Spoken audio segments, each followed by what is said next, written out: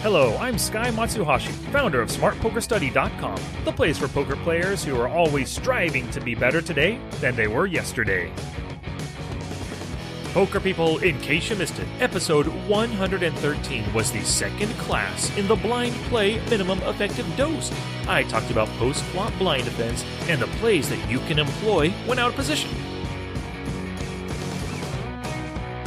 Happy New Year, poker people! Wow, I am so excited for 2017. You know, I do have some big plans for Smart Poker Study this year, and for the family and everything that we've got going on. It's going to be a great year, I can already see it. But for my plans for Smart Poker Study, I will be laying them out for you as the weeks go by. Not everything is fully planned out just yet, but I do have something going on for the month of January right here. So most of you know that you can support the show through Patreon, and for doing so, you receive monthly rewards. Well, the rewards for each month are set around a specific theme, and the theme for January's Patreon rewards is... Mashing the Micros! Yes, I'm going to release a podcast, a training video, and a webinar all about mashing those micro stakes cash games. You know, whipping those opponents, taking stacks, and building that bankroll. This is a level that many of my listeners play at, you know, the micro stakes, the 2NL up to 50NL or so. So I know this will be some super valuable stuff for all of you. And I am going to do something a little different for the rest of this month of January. I'm going to release some Patreon-only podcasts from prior months. My goal by doing this is to show you the extra value that Patreon supporters receive, you know, beyond my love and appreciation. Ultimately, I hope many of you out there will decide to become Patreon supporters so you can receive bonus podcasts and videos and webinar content like what you're about to hear today. So this podcast, this podcast that you're listening to right now, it was recorded back in July of 2016, but it's still totally applicable to all you poker studiers out there. The episode is called Learning Poker by Teaching. The benefit that you will receive from this podcast is learning another way to improve your poker skills and your knowledge. A lot of you are all about watching videos, reading articles, reading books, listening to podcasts like this, and doing hand history reviews. Hopefully, many of you study at least 1 hour per day, and you probably participate in forums and study groups, and maybe post in Facebook groups. But I really doubt many of you have taken a leadership role within any of those forums out there, or any of those modalities of poker training. You've probably never tried to fully communicate poker concepts to others, and by extension, you haven't fully mastered a lot of poker concepts for yourself. So this podcast will show you that teaching poker to others, it helps to ingrain the concepts into your own game and makes you a stronger poker player and communicator as well. I want you to start teaching what you know to others to make yourself a better poker player. Hit the show notes page for everything I discussed today at www.smartpokerstudy.com/pod114. I'll see you over there.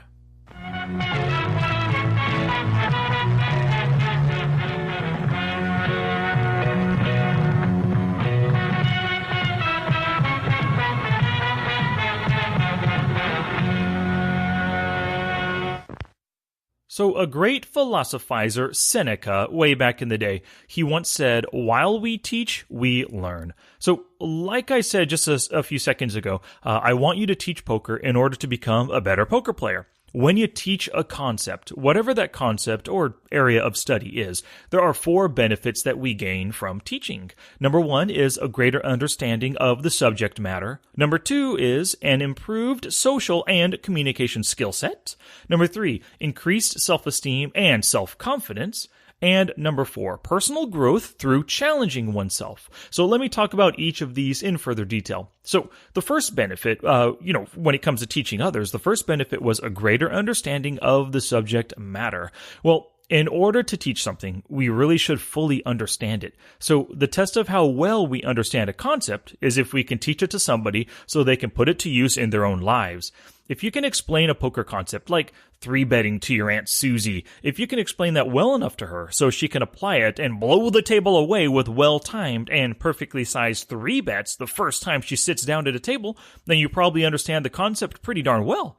If you can teach your 10-year-old nephew Johnny what an opening range is and how it should get wider as the position at the table gets later, and he's able to understand it and put it to use in the next family home game, then you must understand that concept as well. So when you're responsible for teaching something to others, then you naturally work harder to understand the material. There might be a few reasons for this, such as like not wanting to appear a fool, not wanting to fail in the teaching task, or to simply do the best job you can and give your students the best shot at understanding the material. Whatever the reason, most teachers feel compelled to know the subject matter backwards and forwards.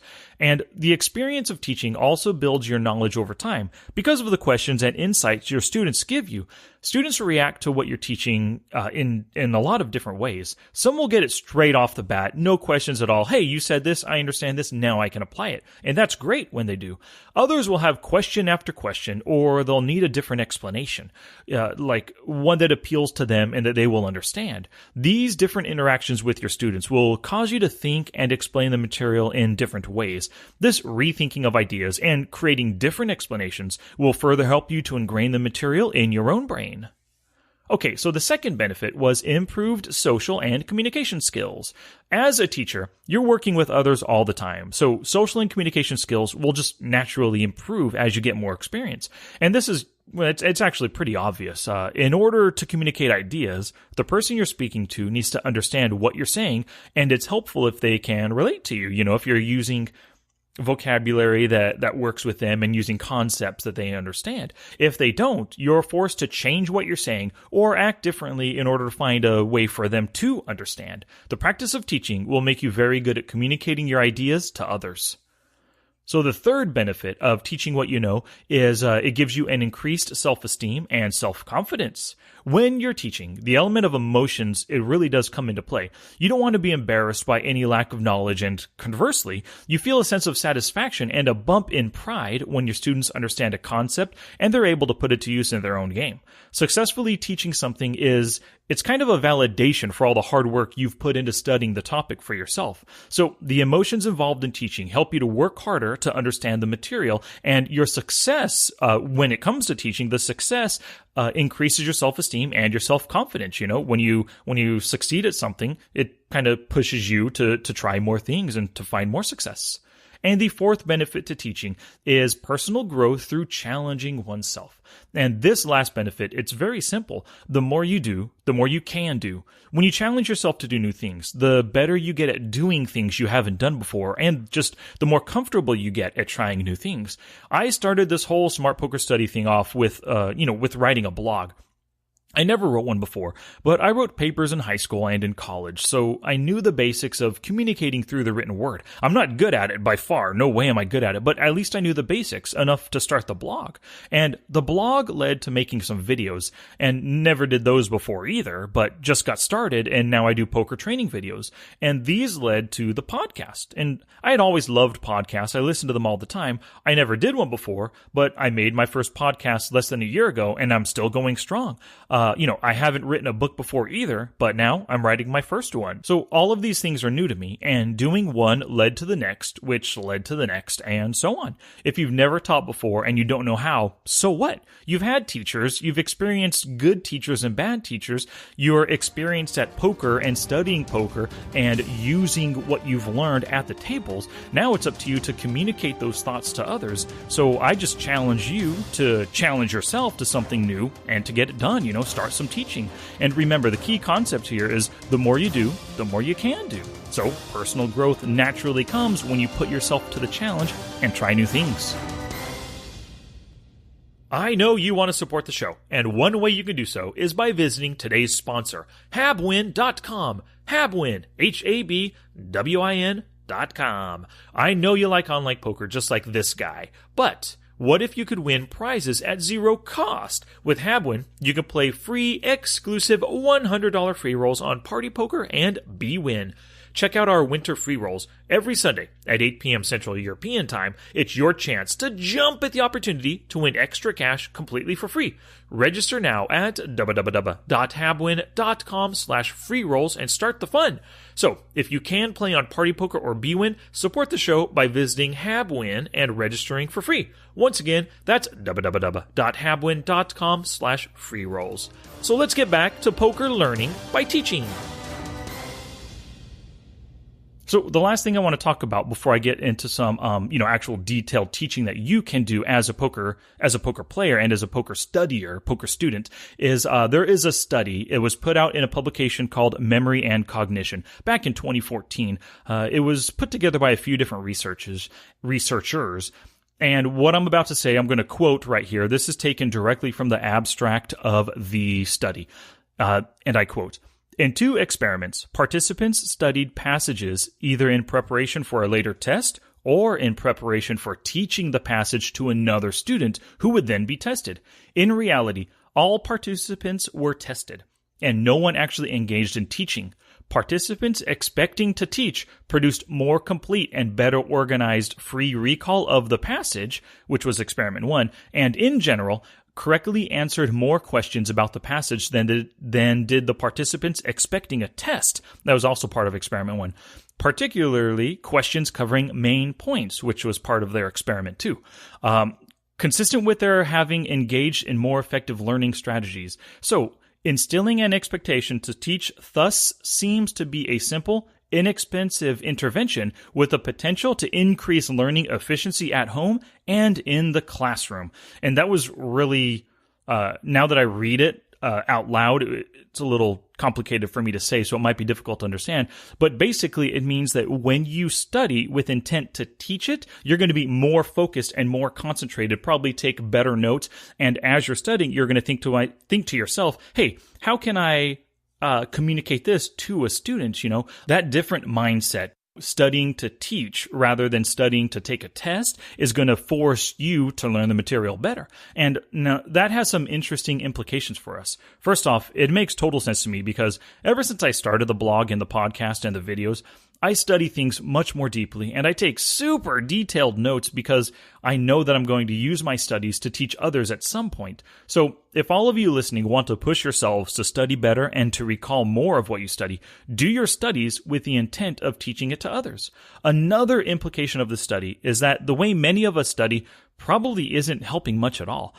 If studying to teach is best and studying to test is good but not as good, then how good can it be to study just because we feel we have to? Many of us poker players watch videos without taking notes. We do half-hearted hand history reviews. Maybe we read books or articles without planning on how to put to use what we're reading. We listen to podcasts without taking notes. Basically, we're kind of lazy poker studiers. Many of us are. We aren't being tested on the stuff that we study. Or some of you might consider that playing is a test of your knowledge, but we don't know when our studies of bubble dynamics, short stack play, blind versus blind play, double barreling, or anything else, when that'll actually be used within a poker session.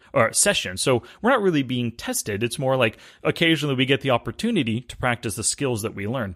So here's what I suggest for everyone listening. Study with intent to teach. This will get your mind working its hardest. It'll keep you and your note-taking organized, and it'll lead to better understanding. If you also make it a goal of putting yourself out there and making a video or writing a blog post or making an epic forum post for every topic you study, you'll learn that info all the better, and you'll have increased recall and be a stronger player for it. All right, so now I definitely want to talk about how you, as a current poker player and a poker studier, how you can practice teaching poker to others. Now, what I don't want you to do is go out there and label yourself a teacher or a coach until you feel like you really want to be one and you're ready for it. But for now, you can act as if. And even though you aren't a coach, you can act like one within your interactions with other people. And here are some areas where you can teach others what you know about poker. So the first area, there's 3 areas I want to discuss right now, but the first one is posting in forums. So hit up the poker forums of your choice and find some posts with questions to answer. What I want you to do is think through the question, and I want you to answer it as completely as possible. Don't just give the answer that first comes to your dome, and I want you to treat the answer like it's the answer, all in caps, the answer. Don't do those quick one-line responses that you often see in forums. Respond as if you are the coach and this guy's coming to you for help. And after you make your response, you'll often get people responding to your responses. Hey, I agree, I disagree. Hey, you forgot about this, whatever the case is. Just make sure that you respond to the responses that you get from your post. You'll find that sometimes others will see things the way you, or they'll see things differently than you, and it could give you some additional insights into the concept. The next area where you can actually practice teaching poker is you can lead a study group. So what I want you to do is start a poker study group with friends or acquaintances that you know from Facebook, that kind of thing. It can be via, a Skype study group, Google Hangout, an in-person meeting, whatever you want.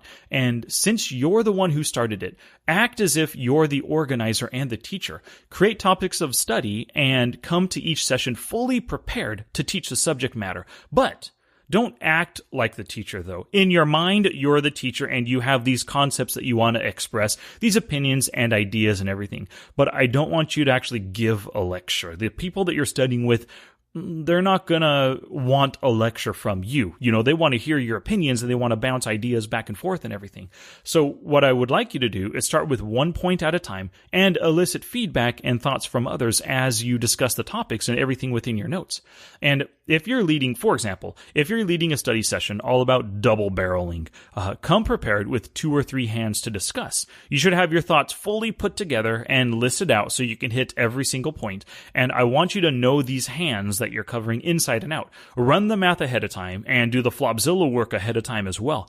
Come prepared with your own questions that you can ask the other people. Even if you have the answer, just come prepared with questions to elicit feedback from them. Their feedback can help inform your own thoughts on the subject matter. So at every single study session, you should be the most prepared out of all the participants, just as if you were the teacher. Like I mentioned before from that research study, if you prepare with the idea of having to teach it in mind, you'll learn the subject matter better than if you were studying to take a test or just studying for shits and giggles, All right, the final way that I have for you to practice teaching poker is to make videos. And this might be a scary thing, we've all seen tons of videos made by great, very super confident poker pros. Well, all of those guys, they have their knowledge. They started with their very first video. It led to the second, to the third, to the 20th, to the 100th video, whatever the case is, But and it's definitely a scary thing to make videos and put your own hand histories and thoughts out there for others to watch and comment on. But so what? You've just got to do it, Create your own YouTube channel and start making some videos. Actually, come to think of it, you don't really have to make a YouTube channel. What I would recommend, what I would love to see is for you to make a video and put your first video up in the Smart Poker Study Facebook group. And if you're not a member, go to smartpokerstudy.com/discuss and just request to be a member. If you put a video there, I guarantee I will watch it and comment on it. And everyone there within the group is pretty cool. And any kind of feedback you get, it'll only help you to improve your game and your understanding of the concept that you teach. I would recommend getting something like OBS, which is Open Broadcaster Software. You can get it for free online and you can watch videos on YouTube, how to set it up and everything. But it's a free software for recording your screen and your microphone and use that to make your first video. What I would like you to do is plan the concept you want to teach. Don't just think, hey, let me find a hand for 3-betting and start talking about it. Plan it out. Hell, you can even script the whole thing if you want. Record your screen and your microphone. So, you're running through the hand history using Flopzilla or whatever as you're making commentary on what you're doing. Watch the video at the end to make sure there's no mistakes. Then put it out there for the others to see, or for others to see, and actually the whole world to see and get some feedback on it. And this, of course, leads me to my challenge for the day. Challenge! Here's my challenge to you for this episode. Make a poker strategy video on any concept that you feel confident in and post it in the Smart Poker Study Facebook group. Just do it, poker people, or Patreon poker people, because this goes specifically to you. It can be any concept you want and as short or as long as you want it to be. Your goal is to simply teach a concept. Maybe it's about c-betting profitably or 3-betting or defending the blinds, whatever the topic. Just create a video to teach your knowledge to others. Treat this as a growth opportunity. So put yourself out there and learn from doing something new. Now it's your turn to take action and do something positive for your poker game. Now get it on.